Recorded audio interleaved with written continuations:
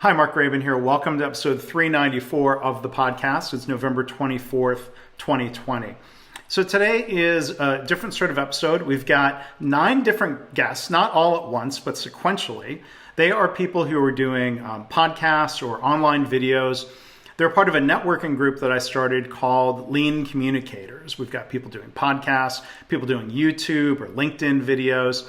It's a chance for everyone to learn from each other, and that includes an opportunity for me to learn from them. I mean, I've been podcasting for almost 15 years now, but maybe I'm stuck in some old habits, and there are things that I can learn from people who have only been podcasting a few months. A lot of people have started podcasts during the pandemic. I've started 2. One is called Habitual Excellence, presented by Value Capture, and the second one is called My Favorite Mistake.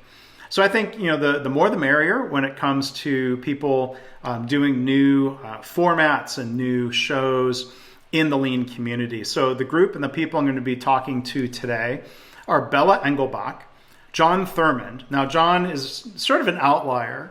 He's a friend from college who's doing a podcast about HR. We've got Brian Buck, Jamie V. Parker, Brian Hurley, Deandra Wardell, Paul Critchley, Sam Morgan, and Patrick Adams. So they are the guests in order today. If you want to find links to all of their podcasts, as we're going to talk about with each of them, you can go to leanblog.org/394. Thanks for listening. We're joined by Bella Engelbach, and we're going to talk to her about her podcast, The Edges of Lean. Bella, thanks for joining us. Oh, thanks for having me, Mark. We got the tables turned on you now, right? Yeah, this is different. This is weird. Well, so we want to hear about your podcast, and so like I'm asking the others, what led to you starting a podcast? Well, I'm a member of this Women in Lean group on LinkedIn, and every morning since the beginning of the lockdowns in the US, we've had a meeting at 10 o'clock Eastern time. It's a 30-minute check-in. And the topic of the check-in is whatever we need to talk about. And one day in the check-in, 3 women were talking about an experience they had trying to get on a podcast. And one of the things that we hear frequently in the Women in Lean group is that women don't know how to get invited onto podcasts or get invited to be at a conference or invited to submit to a magazine or a journal. So these women wanted to be podcast guests. They had things they wanted to talk about, and they had what looked like an amazing opportunity to be on somebody's podcast, the 3 of them. And when they got into the discussion with the podcast host, they weren't happy with the direction the conversation was going. And at the same time, I sing in the church choir, and church choirs, as you're probably aware, as a result of the pandemic, along with all other choirs, really have shut down. And we've had to switch to virtual music making. So what does that mean? It means that everybody records their own part, and then it has to be assembled into one audio file. I'm not quite sure how it happened, but I ended up being the first person in our choir to learn how to do the audio editing. So I got myself a copy of some audio editing software. I started editing music so that we could have the choir singing. And it suddenly occurred to me in this Women in Lean meeting that I had everything I needed to have my own podcast. So I said, hey, I could do a podcast. Yeah. And so we don't have to wait for somebody to invite us. We could have a podcast. And people said, oh, that sounds like a really interesting idea. What would you have the podcast on? And it was something I had been thinking about for a while, whether it was a podcast or other types of writing, which is that in the Lean community, there are people who are very doctrinaire in their approach to Lean. And if, they define Lean in what I perceive as being a very narrow way. Mm-hmm. And I came into Lean from a very different perspective. I'm not an engineer, I'm a biologist. I've never worked in a manufacturing company. I worked in research and development in the pharmaceutical industry.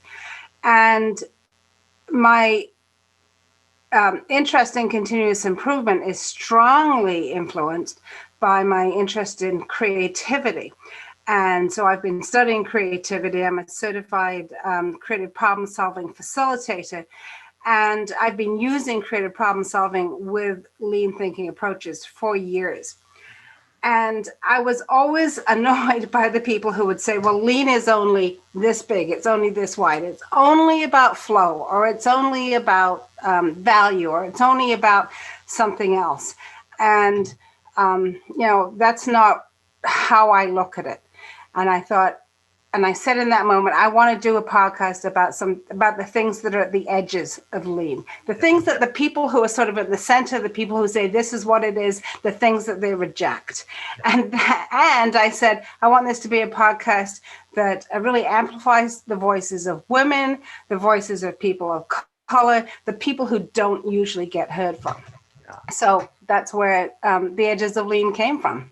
Oh, that's great. And what you're saying makes me think back to in your first episode, you were talking with what you call the founding mothers of your Women in Lean group. It was what, you, Crystal Davis, Karen Ross, and Dorsey Sherman. Yeah, and I'm actually not. It's founding mothers. So it's Karen Ross, Dorsey Sherman, Crystal Davis are the three founding mothers. Yeah. So they're the people who really set up the first meeting of what became Women in Lean. I was fortunate enough to be at the conference and to find my way into that room. So I guess I'm a founding first generation or next generation. Yeah. Gen X. Yeah, but you in that episode you talked about you're trying to get a seat at the table, or do you have your own table? So in a way, the podcast is your own table, podcast form. Right, and as you know, that doesn't mean that men are not invited on the podcast. Right.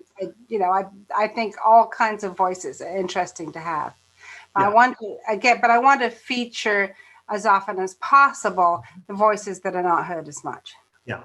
That's great. And the other episode was a man who still is a fighter pilot, right? Well, he's a commercial pilot. He used to be a fighter pilot. And what was interesting to me about him was that when I talked to him, everything he said sounded to me very much like lean leadership. But he didn't think of himself as being a lean leader. He didn't think, he didn't study Toyota. He wasn't imagining that his life fulfillment would be a study trip to Japan. As marvelous as we know those things are. Right. He had so many of the same principles that we look for in a lean leader. They came from a completely different perspective.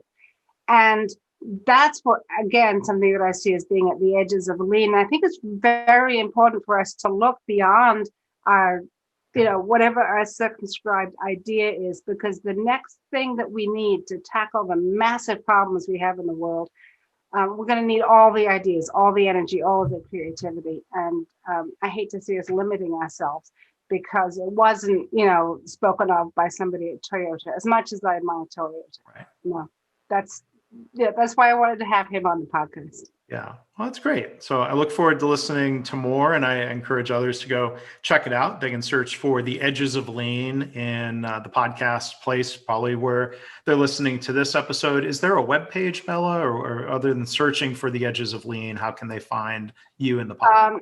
If you go to my webpage for my company, which is leanforhumans.com, all one word, I have a page on there that has the podcast on it. All right, great. So again, it's The Edges of Lean, Bella Engelbach. Bella, thanks for telling us about your podcast. Thanks for having me, Mark. All right, so we're joined now by John Thurman. He is the creator, host, and producer of a podcast called the HR Social Hour Half Hour. And John is also a friend of mine from college. So we go way back, and we've managed to keep in touch and cross paths every couple of years. And it's really good to be able to talk shop about podcasts here. So John, how's it going? Mark, I'm well. And yes, I think we've known each other longer than we'd want to admit, but it's great. And when we started talking about this potential opportunity, I was really excited because I'm such a fan of this medium and I love what you do. And I'm looking forward to getting to know a lot of the other folks that are going to be taking part. But it's great to be part of this. Well, and yeah, and I'm happy to have you as part of it, and to hear be on the content of the show. And I think a lot of people in my usual lean audience, a lot of them will be interested in the topics you discuss in your podcast. So what's the creation story, the origin story of about doing a podcast and why this podcast? Mark, it's a very different story than most in that my podcast started as a Twitter chat.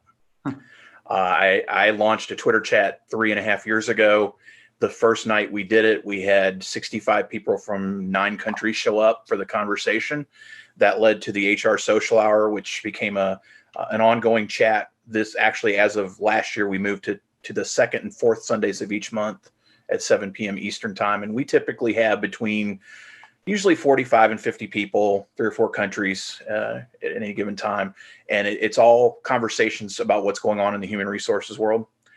Particularly, a lot of them, unfortunately, have been COVID related in the last many months. Right. But we just did a session with a friend of ours who's a behavioral economist in Spain.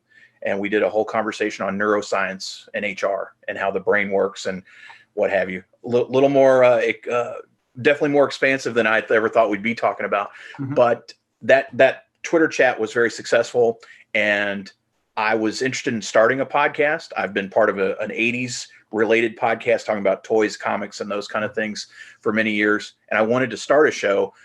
Wasn't quite sure what it was going to be about. I wanted to do something about HR, but what's different than just talking about law or benefits or those kind of things. So my co-host, Wendy Daly, who's out in South Dakota, we had been co-hosting the Twitter chat together. We decided to try the podcast route. And the idea was to interview people that were part of our Twitter chat. Basically, it's get to know you. And I liken it to if you and I sat over a glass of scotch, a cup of coffee, whatever it may be, and I get to learn a little more about you and you learn a little bit more about me and you walk away a taste. Like, I want to get to know somebody better. And that's the idea of the social hour, is that it really is an opportunity. We want to introduce you. I always say I'm introducing cool people to cool people. Mm-hmm. And it can be practitioners, it can be analysts, it could be vendors, people that are in our space that want to build relationships and learn and really be part of a community. So we talk, we really boil it down to 3 things. It's about the power of connection, giving back to your community, be it the HR community or your community at large, and then the power of your network. Mm-hmm. Personal and professional. And that's been our take since we started almost 3 years ago. Yeah. So 3 years ago. And how many episodes? 136 numbered episodes. We do specials. Wendy does a show called Wonder Women, which comes out usually once a month. As of today, I think I have 194 shows out total. Okay. Wow. And what's the most common question that you get from your audience about HR issues? Well, it's a little different in that as we're interviewing other practitioners, we tend to focus on the individual and learning more about them as a practitioner and kind of what they're dealing with. Mm-hmm. We get a lot of requests for certain things. So, sure, again, when at the outbreak of COVID, we got a lot of people that were really struggling, what we call department of one, someone that works in a very small business and is the HR practitioner. A lot of those folks were looking for resources. They were looking for lifelines, Mark, because they just weren't necessarily there. Mm-hmm. So a lot of our conversations, again, have been kind of focused on how have you pivoted? What have you had to do? What resources have helped you? And ultimately, what can you do? What other resources could you share with those other practitioners out there to get help? So that, I think a lot of us have had to readjust in the last 6 or 7 months. Mm-hmm. So I think that's been the big question. But typically it's who's on next. Who's going to be the next guest on the show? Yeah. Well, what you say reminds me, I think, of what's going on with a lot of the listeners in my audience. There's a lot of people who are the solo continuous improvement person in their organization, and they're looking for other voices to inspire or educate or get new ideas from. And I think that's one of the great things happens with a podcast. Like you said, you're getting to know someone. I'm getting to talk to somebody that I would want to talk to, and the fact I get to share that with other people is a bonus. That's absolutely right. And again, like I said, when we started, we said, okay, we have, if we average or have about 50 people attend a Twitter chat, we'll do 50 episodes. And again, that was, now it's today was 136 that came out today because we just keep meeting more and more great people. And so if people are listening and want to participate in that Twitter chat, how do they find it? There's a certain hashtag? There is. So it's the hashtag is HR Social Hour. And again, the chat is the second and fourth Sundays of each month at 7 p.m. Eastern time. Again, we just did a session on neuroscience.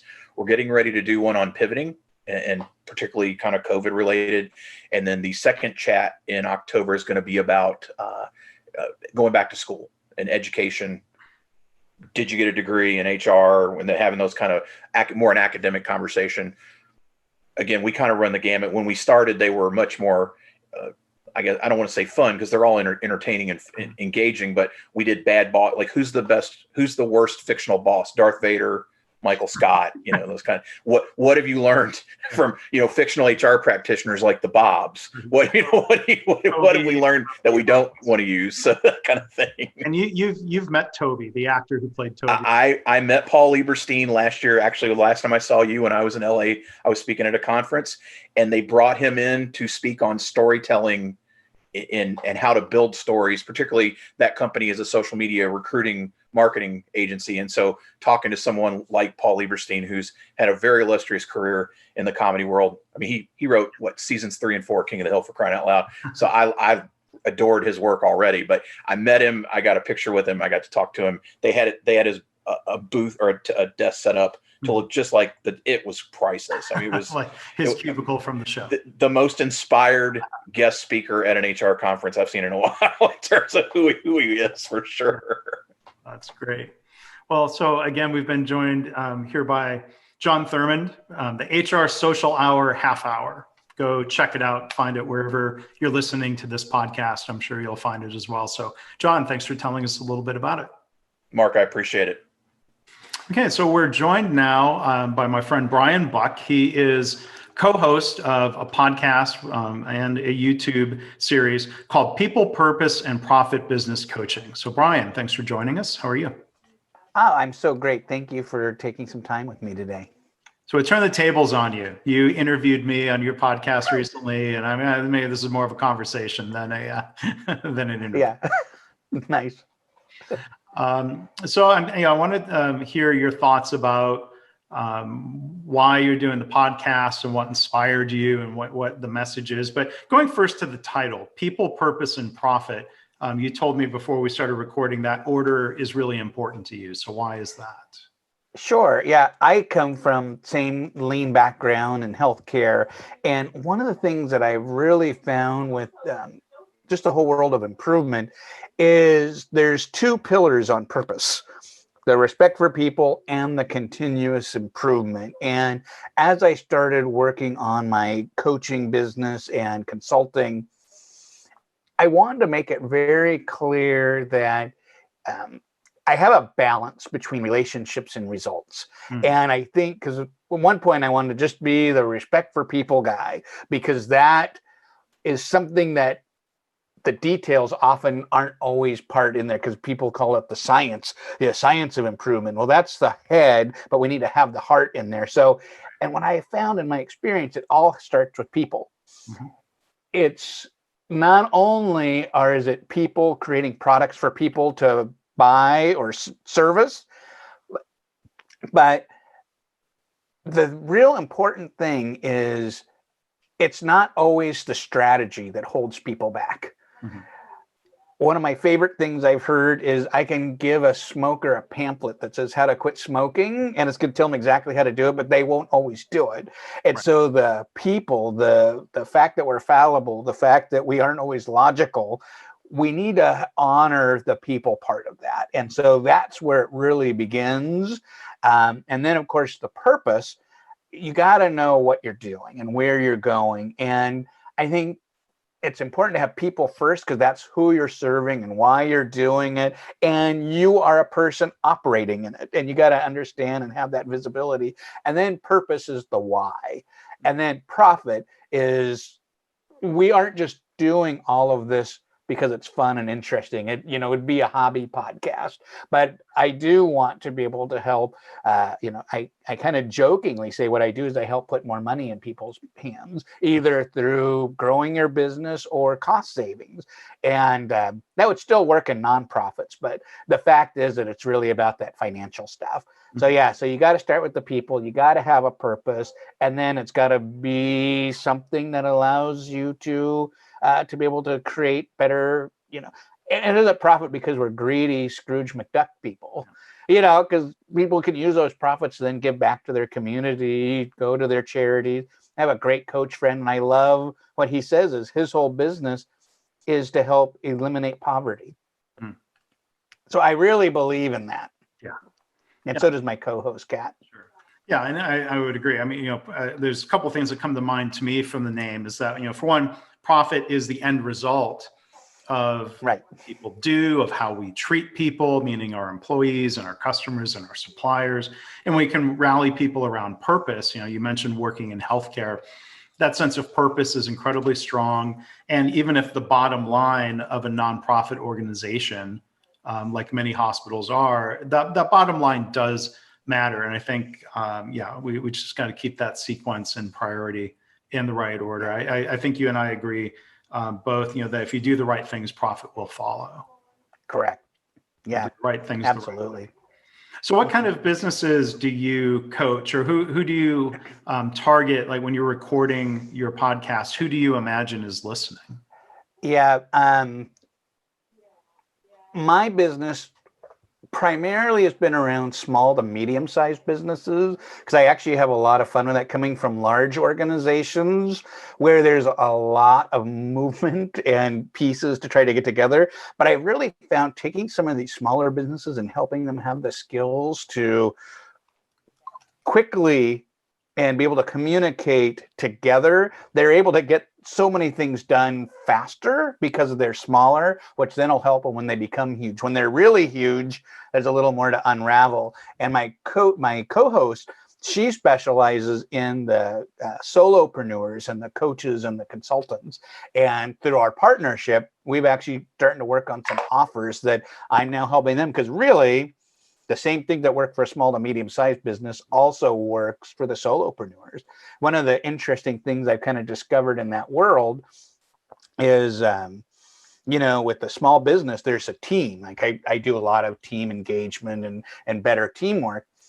But a solopreneur doesn't always have a team, but they do, because they have all sorts of different contractors that they work with, whether it be virtual assistants or people that they work with on their marketing pieces. So there's this whole other level of teams that that they pay directly to. So that's been a real fascinating way of seeing how both of our skills are meeting their needs. Yeah. And so, you've talked about the purpose of the podcast, and then I was going to ask you, from the people standpoint, you mentioned your co-host, Catalina Park. How did the two of you meet, or how did you decide to do the podcast together? Yeah, we met through we did a similar coaching program, and we just bonded really well. I really believe in the heart of people, but she's even better at that, of like understanding all the different psychology piece, and I'm able to bring in that strategy piece. But we also have that shared purpose that we generally care, and we know the thing that holds most people back is themselves. And then you could put in the systems and processes, but you've got to deal with that. So we complement each other in that way. We have similarities, but then we have different specialties. So I'm someone who has never dealt with anxiety. It's just something that is strong. She has gone through that and is an expert at helping people with anxiety. So we just have different strengths to be able to meet whatever people's needs are. And just different experiences that, I come from, like the lean world. She comes from kind of the life coaching and relationship coaching world. So as co-hosts, when we share stories, you're not going to get different versions of the same story. Like, oh, well, this doctor, that doctor. Well, it's the same story with different people. She's got a different experience. So that just really helped us to do that. And I found as a podcast host, I just like having someone to talk to versus like the solo. I'm just monologuing, and then I hit stop hitting record at one point. Yeah. So it's nice to be able to do that. Yeah, well, good.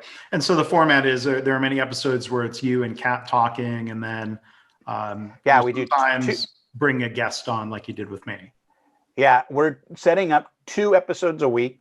On Mondays is going to be Kat and I, and then Wednesdays is going to be Kat and I with whoever we're interviewing. Yeah. That's been really fun because it lets us share a little bit of what we're good at, but it also helps us to find people that we know. One is we've been picking people that we're impressed with, like you, and also people we think our audience would really get a lot from listening to and hearing their stories and the lessons they have.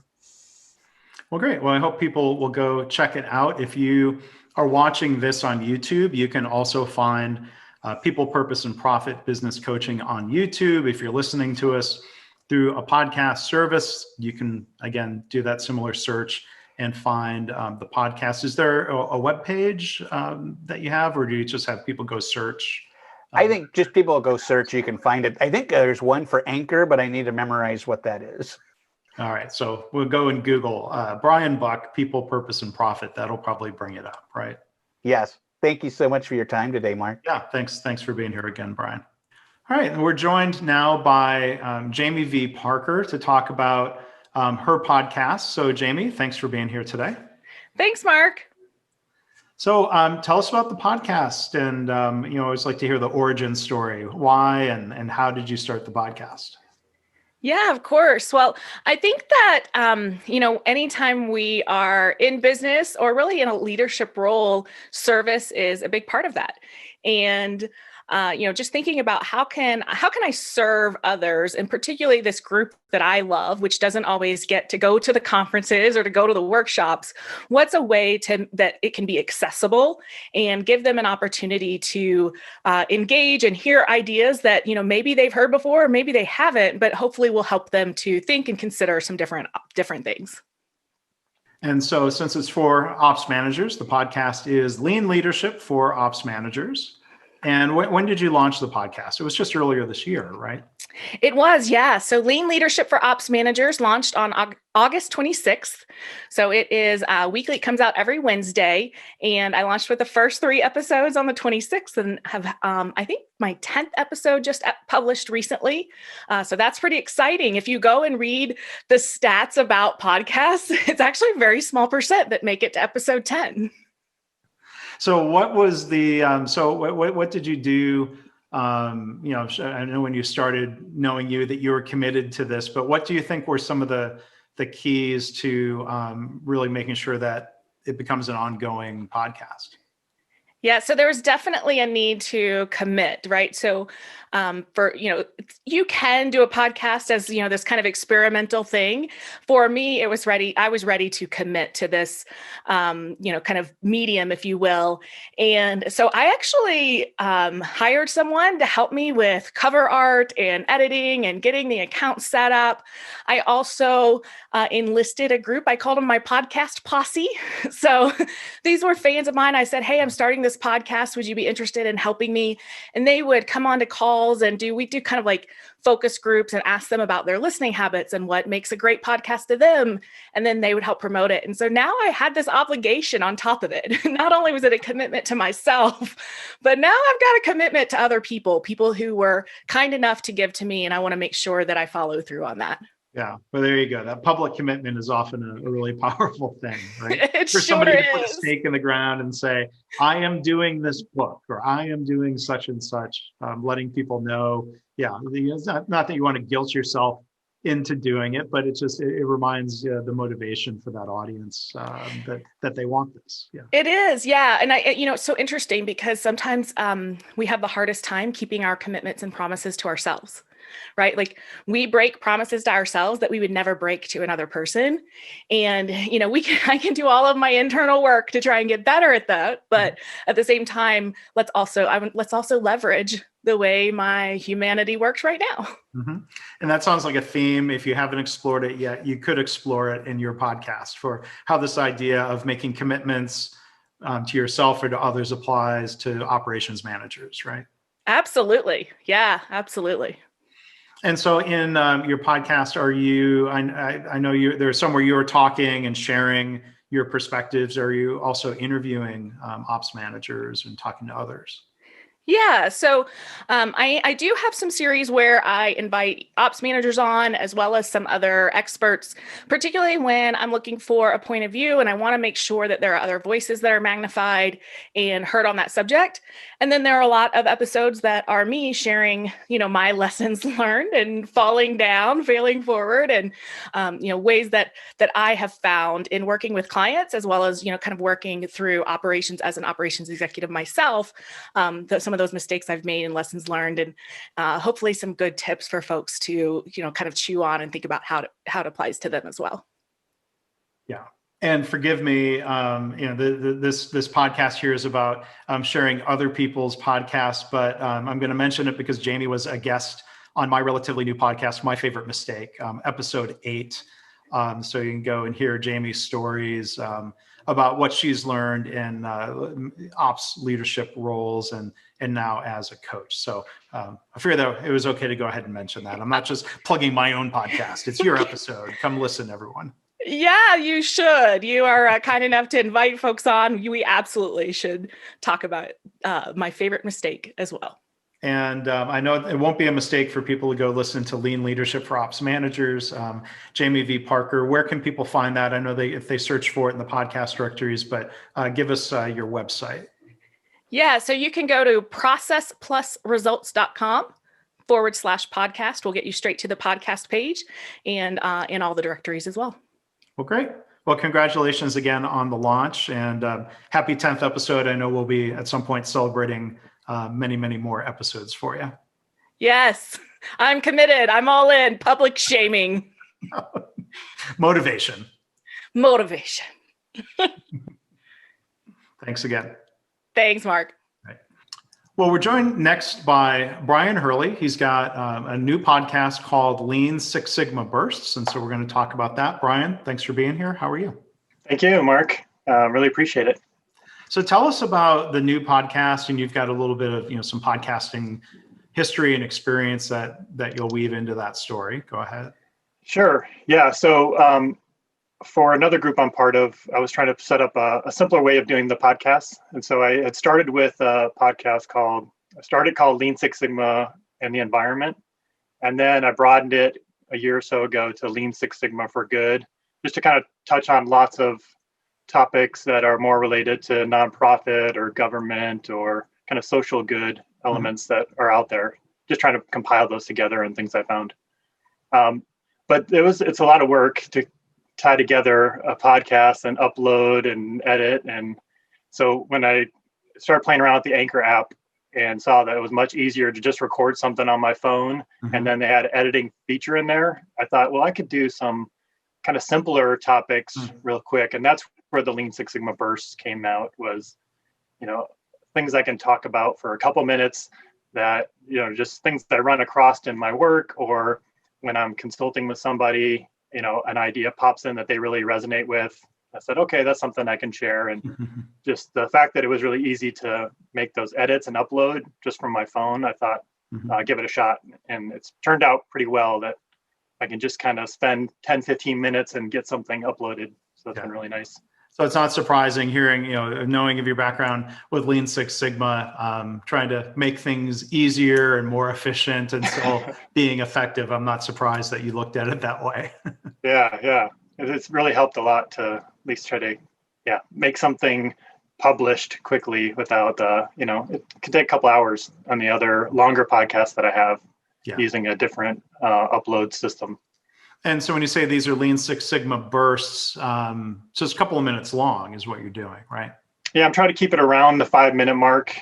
Some are 3 minutes, some are maybe 8 minutes, but averaging around 5 minutes, so that small batches to keep it digestible for others and for myself to not, feel like I have to schedule a big block of time on my calendar to do it.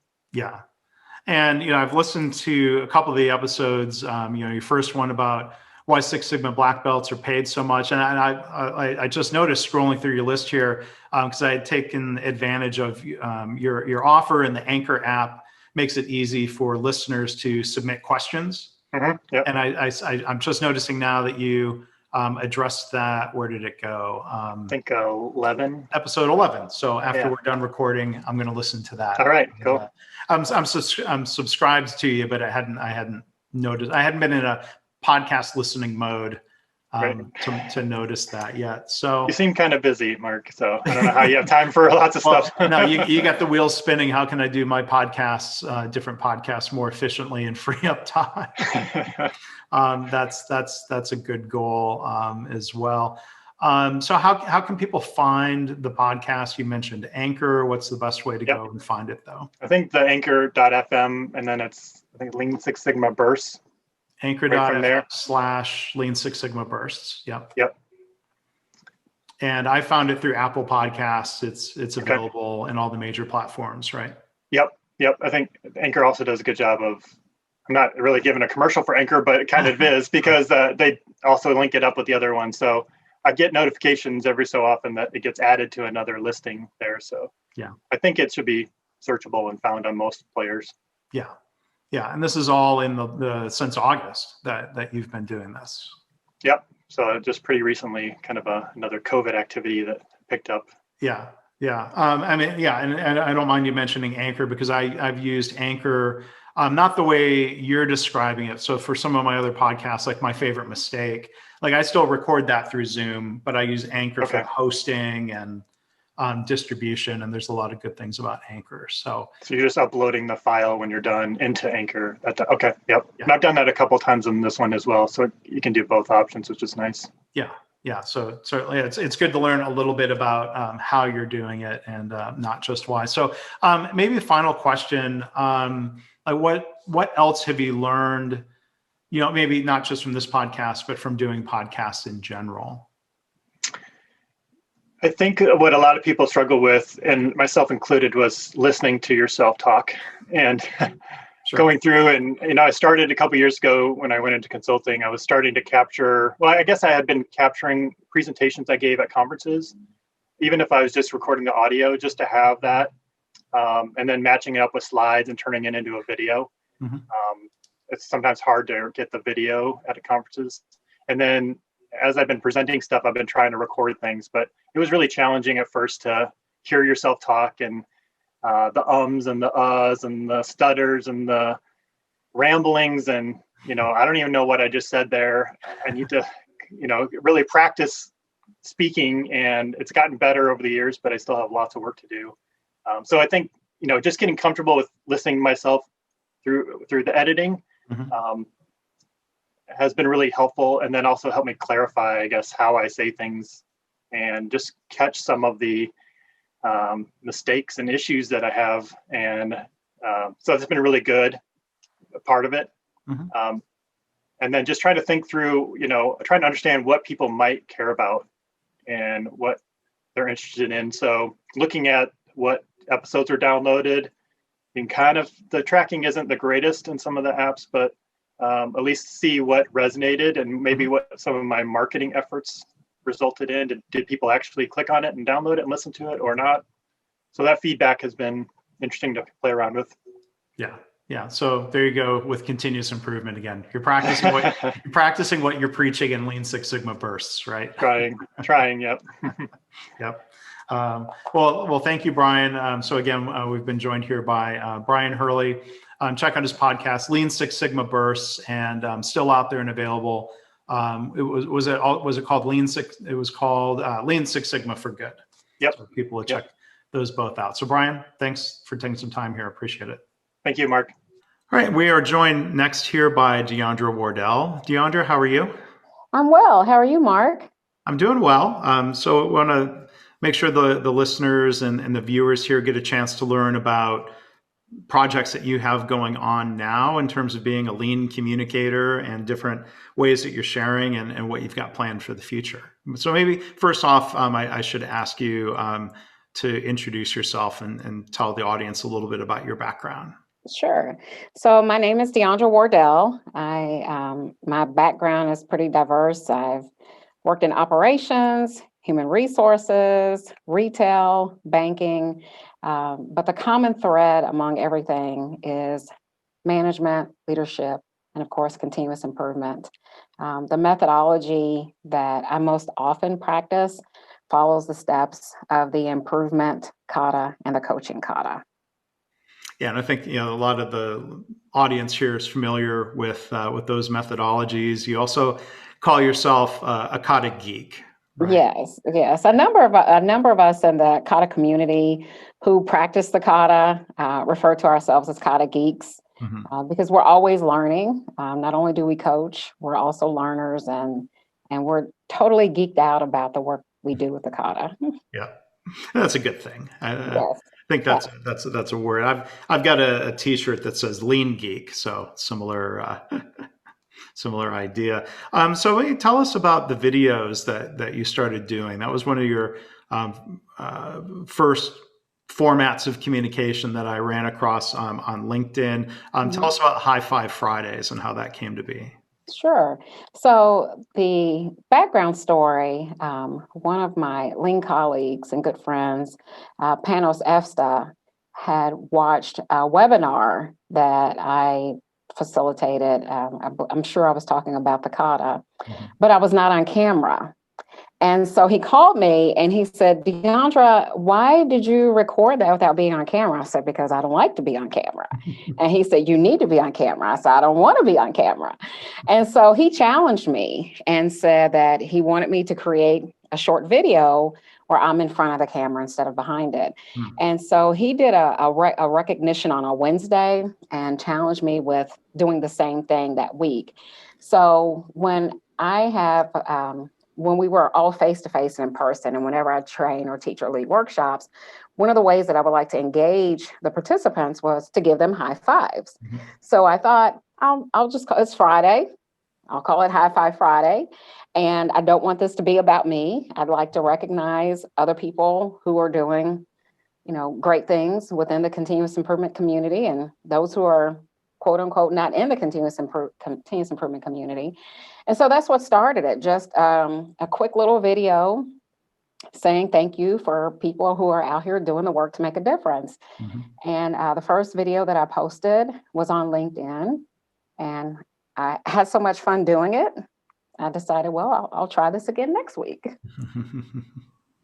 And you've continued to enjoy it, and how you've made, gosh, how many videos now? 12, 15 more? I'd say that's about right. I started recording the videos in May, and I've had a lot of fun. Each video is an experiment because I'm learning more about recording and editing. And something else those videos have done for me personally, it's helped me more so with my public speaking, trying to be more impromptu and less scripted. Mhm. And I've made some mistakes along the way, but I've learned from those and have used those to hopefully make better videos. And then I've also begun to use the videos as a platform to educate people and show them ways that they can get involved. Most recently, I did a HighFive Friday video where I did or encouraged those who watched and listened to participate in a blood donor drive. Yeah, that's great advocacy there, and yeah. So I know you've got some plans, and this is something we'll end up talking about within our Lean Communicators group. You've got ideas about a podcast. I do. And as a matter of fact, those ideas about the podcast are actually going to reshape and revamp how I do the HighFive Fridays. So right now, one of the purposes of the HighFive Fridays is to, recognize people who are making a difference, who are using aspects of continuous improvement or Lean Six Sigma methodologies to make an impact, not only within a production or work environment, but in the communities. And so as part of revamping it, I want to just be more strategic and tie in with a lot of the messages that I'm trying to get out there, especially like the work that I do with vision boards and strategic planning. And, one thing that I encourage people to do is just not get so overwhelmed with whatever the big project is, just make one small step to make an impact. So that's the direction I want to go in, or the direction I will be going into HighFive Fridays. And ultimately, my goal is to start a podcast around that same thing, where I spend a little bit more time, interviewing those people who are making changes in the world and talking about the one small thing that they can do or that they're doing, and will encourage and motivate others to hopefully do the same. Yeah, that's very cool. And I hope people will go find you on LinkedIn, and there'll be one way of learning about these projects as they come out. Deandra's website is deandrawardell.com. And also want to mention something Deandra and I have collaborated on in the past months. I'll give Deandra credit for the hashtag Root Cause Racism.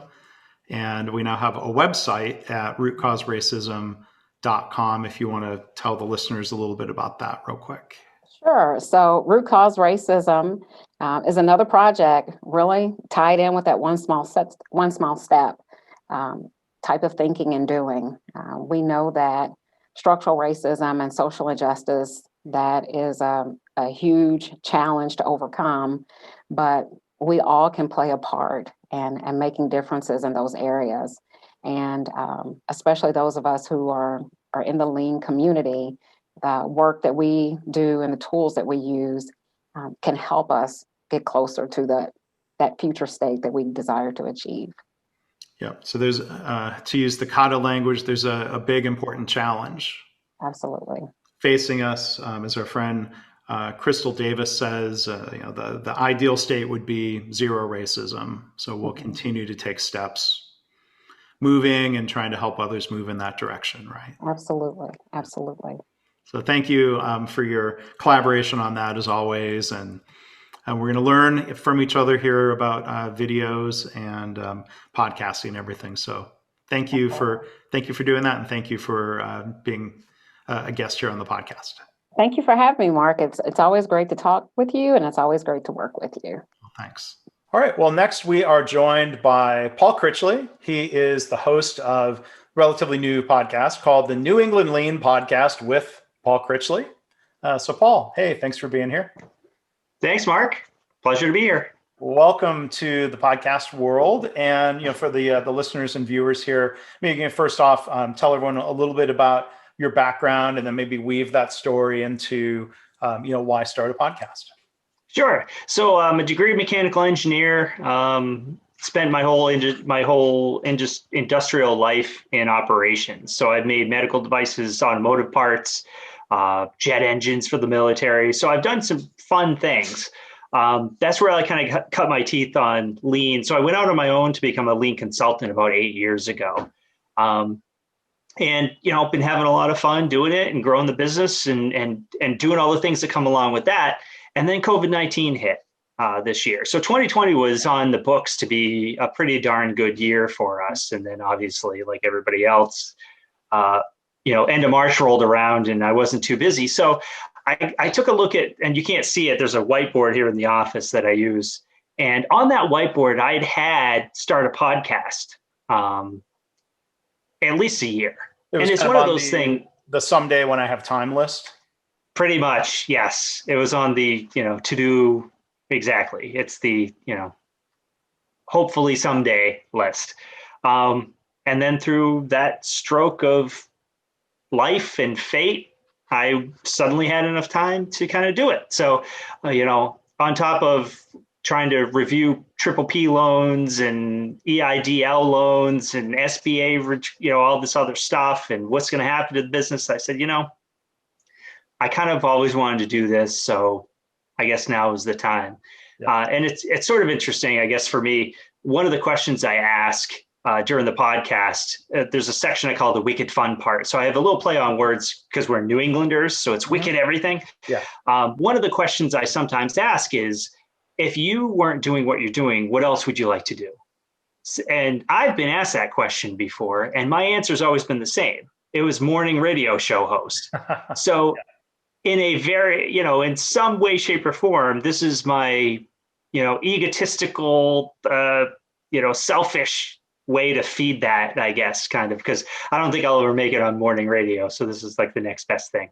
Yeah. So if it was you and I doing a show, like it would be like Paulie and the Geek or something, right? I mean, like, right, exactly. And then I'll have to have the little horn or, some sound effect machine or some, kitschy thing like that. Stereotypical morning radio, bad morning radio, right? Right. Over to Mark for traffic. Mark, how the road's looking?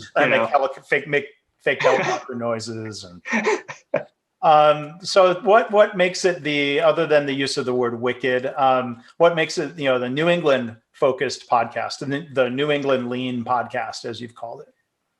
Yep. So I try to be what I try not to do is just be yet another lean podcast. And I'll give you credit because you were kind of teasing me about that. And it was very valid.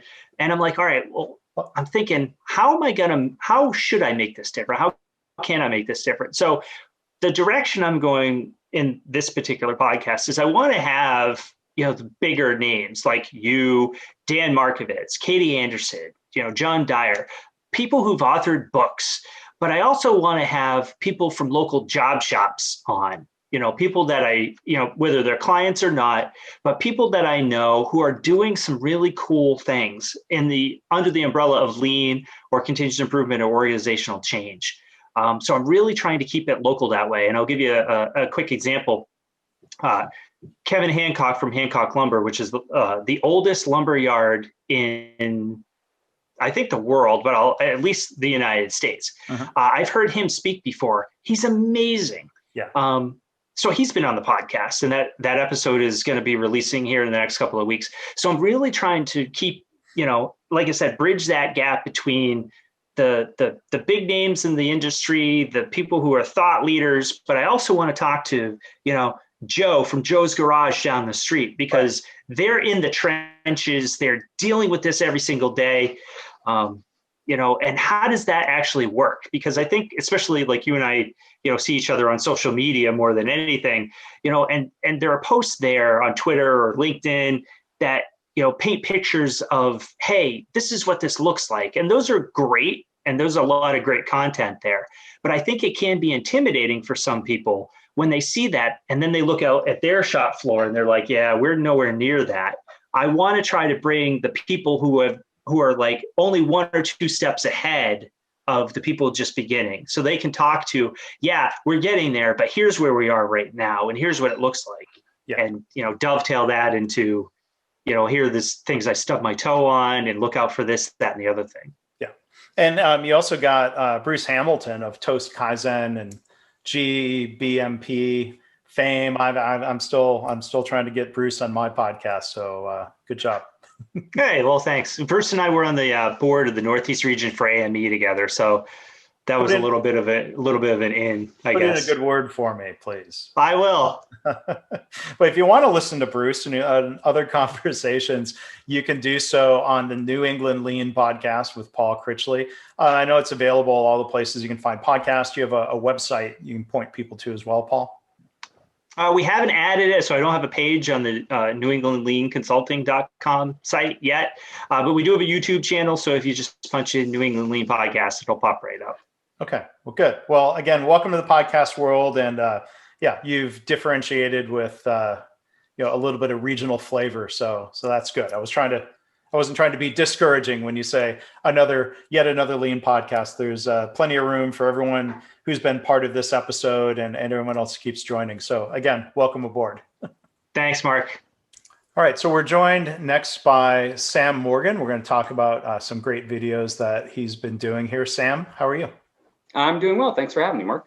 Yeah. So, in the context of our group, originally I was thinking of it as lean podcasters, but we started calling it lean communicators, and there are different ways of doing that. So I'll turn it over to you to tell the listeners and the viewers here about the videos that you've been creating and how that came to be.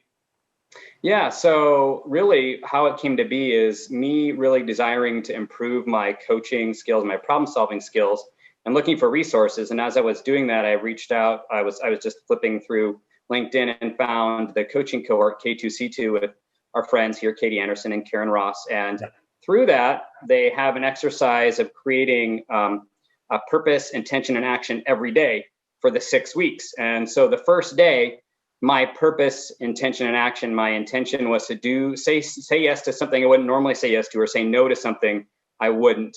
And in my mind, I was like, well, something I would say yes to is like putting myself out there in video form.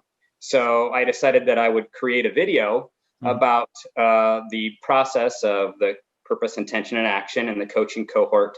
And I recorded that and just posted it up on LinkedIn and just shared a little bit about it.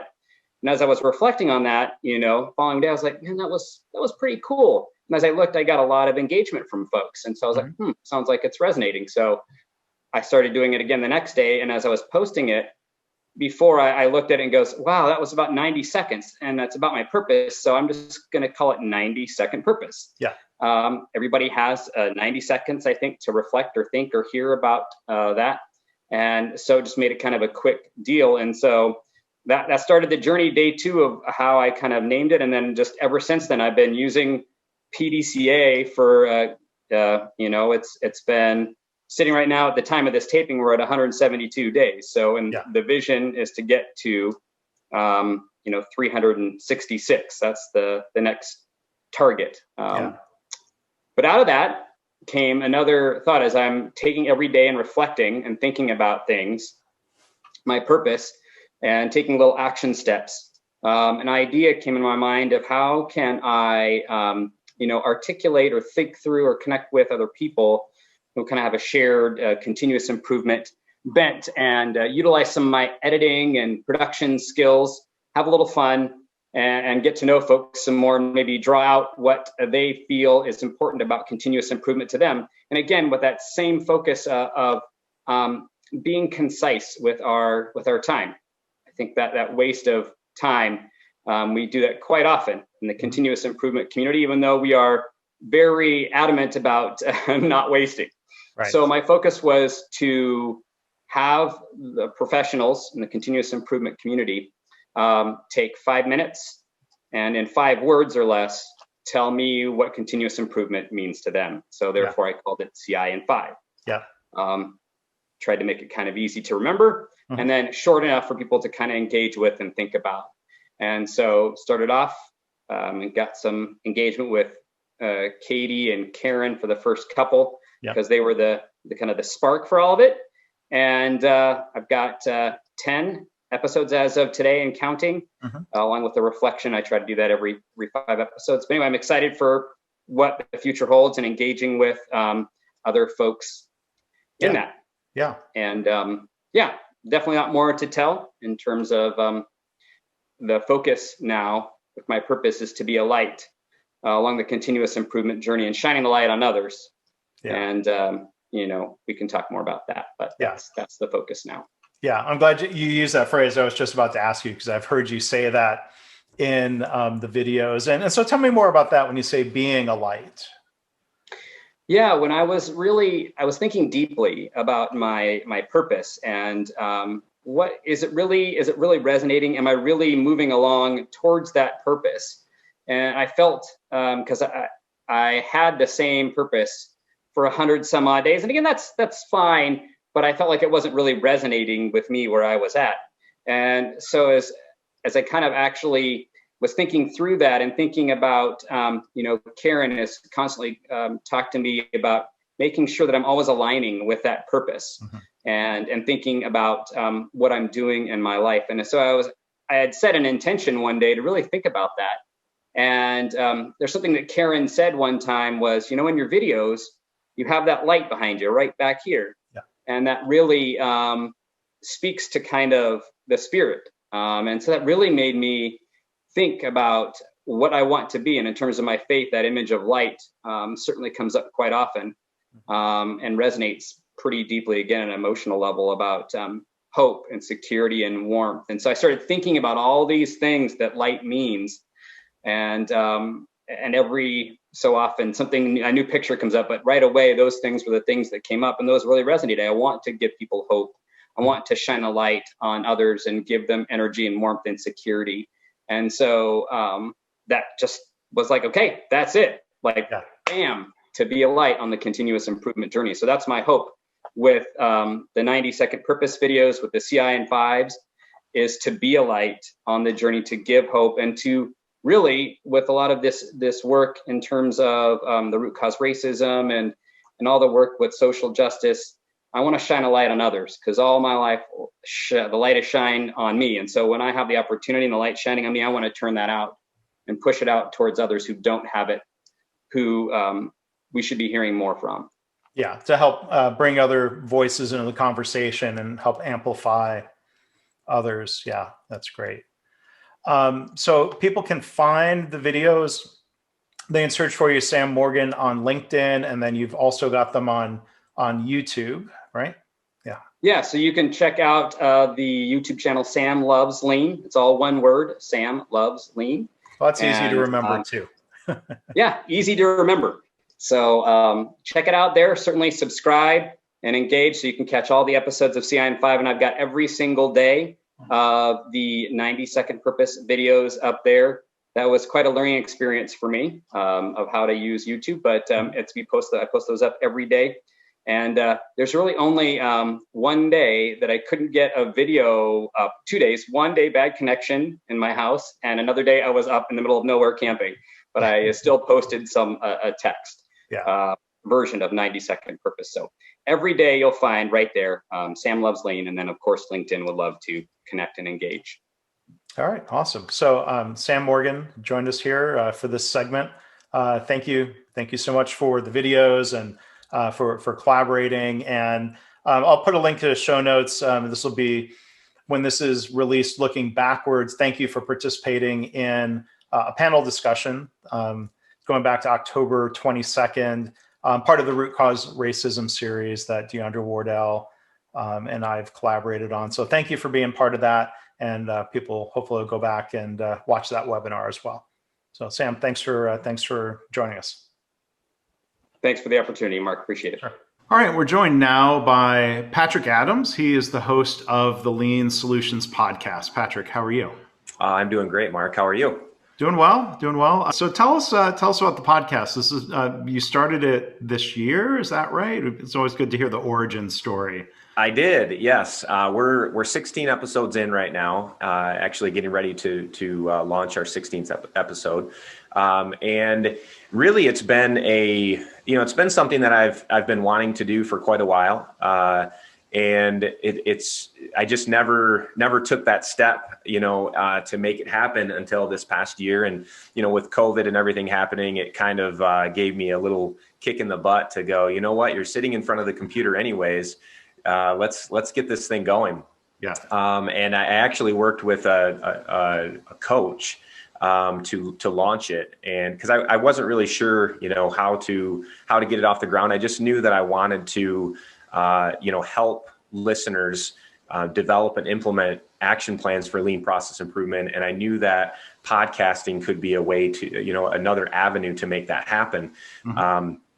And so, I reached out to a gentleman, and he, helped direct me with the logistics of how to make it happen. And then, just like any good continuous improvement practitioner, we kicked it off, and we just started learning and adjusting, and we're like I said, we're 16 episodes in. So cool. Yeah. And what's the format? Is it you interviewing people? Is it you sharing your perspectives, or both?